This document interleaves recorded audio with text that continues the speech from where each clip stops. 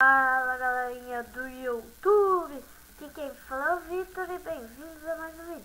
Dessa vez galera eu vou estar ensinando como domesticar uma cobra, tá galera? Desculpa aqui que eu parei porque o meu microfone caiu, tá?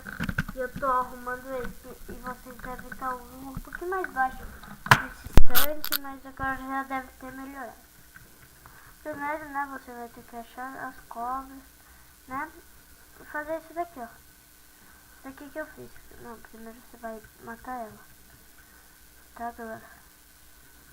Galera, e em algumas vai dobrar isso daqui. É Spotted Snake Egg, tá? É com isso daqui que a gente vai fazer.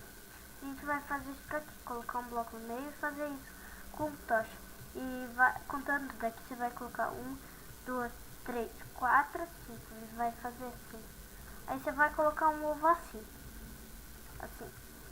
no meio disso daí, não foi no meio, e ficar 5 blocos longe, tá?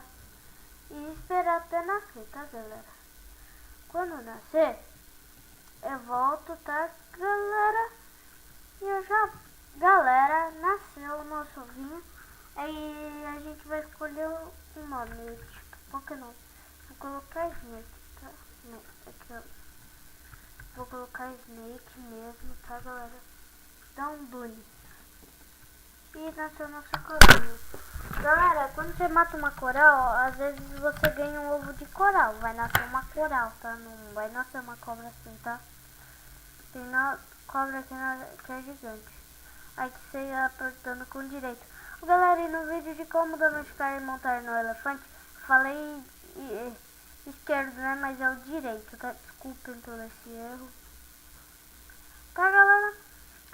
E é isso aí, é um tutorial rapidinho, como vocês devem ter visto, né?